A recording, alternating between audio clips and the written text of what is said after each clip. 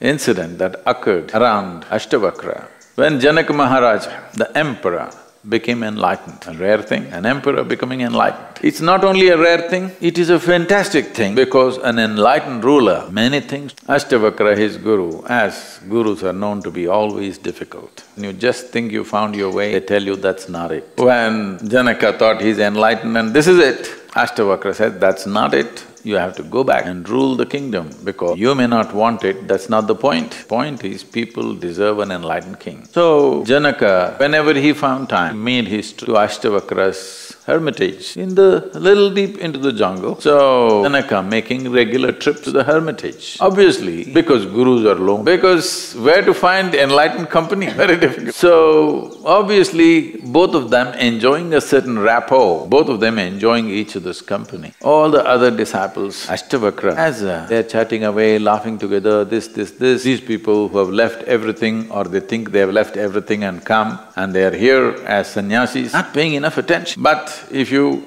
leave them 10 minutes with him, they won't know what to do next. A little bit of resentment building up. Ashtavakra is conscious of it, he let it build up. Every build-up is a possibility. Something should build up, then only you can do something. If nothing builds up, means there are dead people around, not live people. If live people are there, something must build up. Joy must build up, love must build up, ecstasy must build up, or at least resentment or hatred or jealousy, something must build up. Something is building up means we can do something with nothing. What to do with them? So he let it build up. And then this incident occurred. Janaka also came and he was sitting in the satsang at the back, and as the Ashtavakra was speaking something, suddenly a soldier burst into the satsang and without even looking at the guru, he ran to the emperor.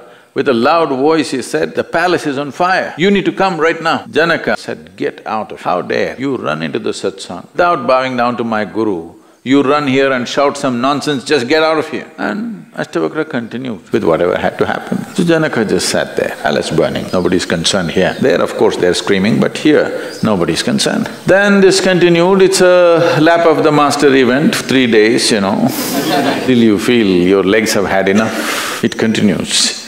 Then it was going on and one of the boys who is helping around in the ashram ran into the satsang and said, "A bunch of monkeys are playing havoc with these brahmacharis' clothes." The moment this boy said this, many of them got up and ran to save the clothing. What is their clothing?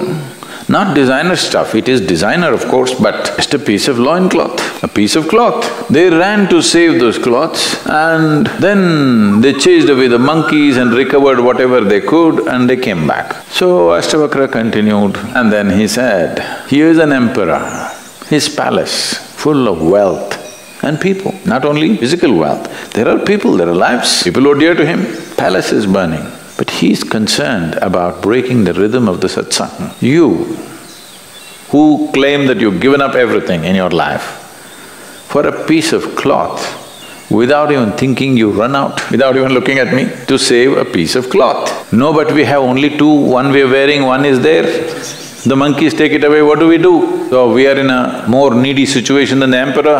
Maybe emperor can build another palace, but we… So Ashtavakra said, the question is not about what you possess, it's about how you possess. Even if you have a kingdom in your hands, you can hold it in a certain way. Kingdom is not necessarily outside in terms of wealth and people and money.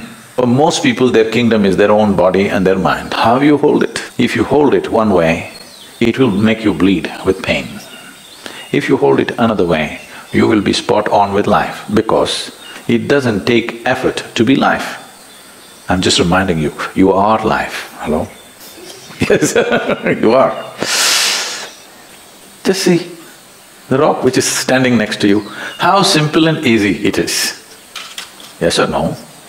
If you are not life, how simple and easy it is. This is why people want to drown themselves in alcohol and drug and excessive food and something else, or the toilet cleaning. Because in some way, you have discovered not being life is so simple and easy.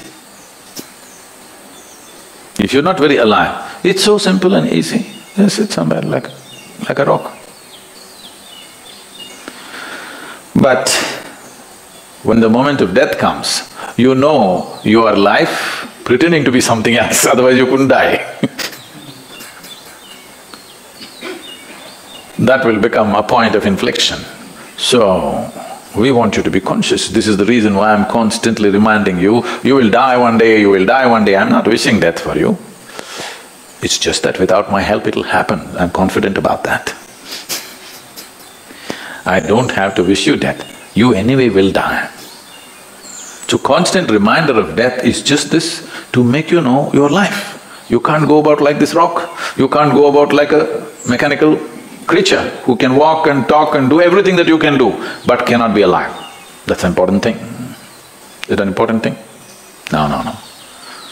If I can do what somebody can do, that's all that matters. It doesn't matter whether I'm alive or not, isn't it? If I can do things as good as somebody else, if I can be as successful as somebody else, if I can possess what somebody else has or nobody else has, that's good enough. For most human beings, that's good enough. So in many ways, unconsciously they have understood the solution for life is not to be life. That's not a solution, that's a deception.